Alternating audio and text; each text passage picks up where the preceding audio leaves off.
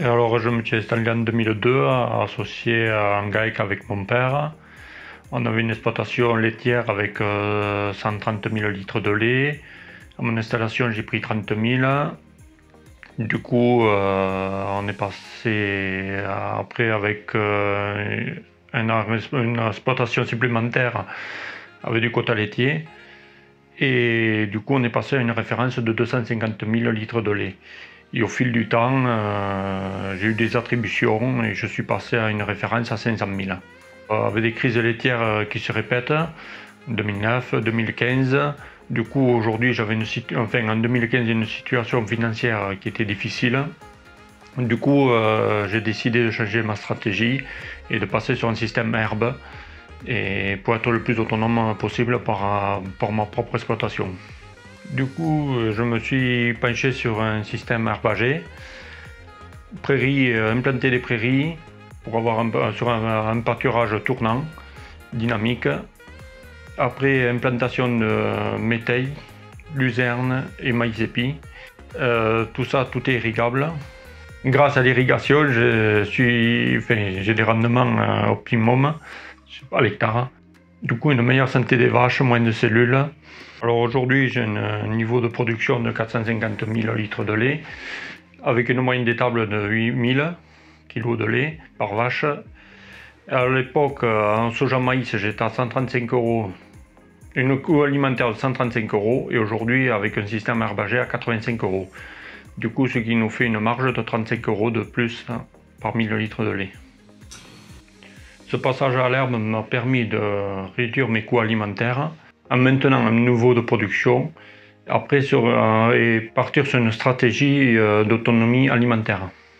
La réduction du soja s'inscrit dans la stratégie d'autonomie alimentaire et contribue à la diminution et à la suppression des OGM. Et du coup, on est en phase de la nouvelle demande du consommateur. Tous ces changements, c'est pour revenir sur des valeurs du bien-être animal, c'est-à-dire des vaches qui repâturent, des animaux en meilleure santé. J'ai repris goût au métier d'éleveur. Je compte le poursuivre plusieurs années, mais à condition que mon fils, qui a 15 ans, qui est passionné de vaches, puisse m'aider à cela.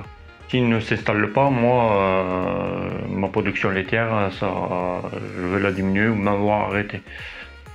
D'être compétitif, c'est-à-dire à un niveau de production, sur son prix du lait et sa qualité, et sur ses coûts alimentaires.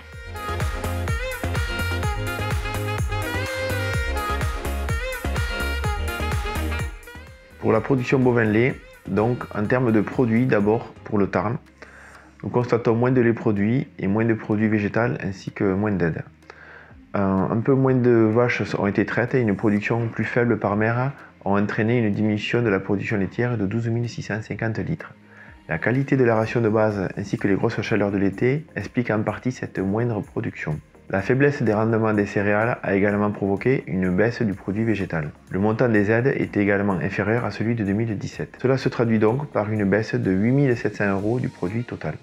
Pour le Tarn-et-Garonne, on constate une production laitière stable et un produit qui fluctue peu.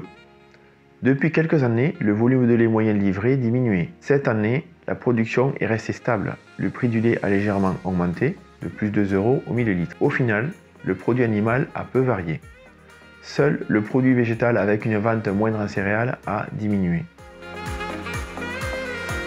Nous devrions avoir un produit supérieur grâce à un prix du lait un peu plus élevé et une meilleure récolte en céréales. Sur les 8 premiers mois de 2019, le prix du lait en conventionnel a progressé de 5%. Il semblerait que pour les prochains mois, l'évolution soit plus modérée. Le produit lait devrait donc augmenter à condition que la production laitière, à minima, se stabilise. La hausse des rendements des céréales devrait amplifier la progression du produit total. En 2018, le poste aliment acheté a absorbé entre 20 et 22% de l'ensemble des charges hors amortissement. Il a augmenté de 4 € par millilitre pour le Tarn, et ce malgré une production moindre par vache. Pour le Tarn-et-Garonne, l'augmentation a été limitée à 2 € par millilitre. Les exploitations ayant la charge en aliment la plus faible obtiennent les meilleurs résultats.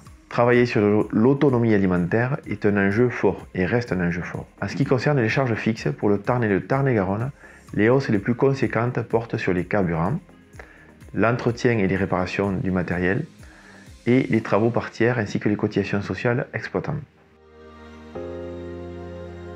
Le coût des matières premières, tant au niveau des engrais que des aliments, devrait augmenter plus fortement qu'en 2018. Par contre, la bonne qualité de la ration de base devrait minorer la hausse. Pour les charges de structure, par contre, une modération est escomptée, hormis sur le poste carburant qui continue à croître.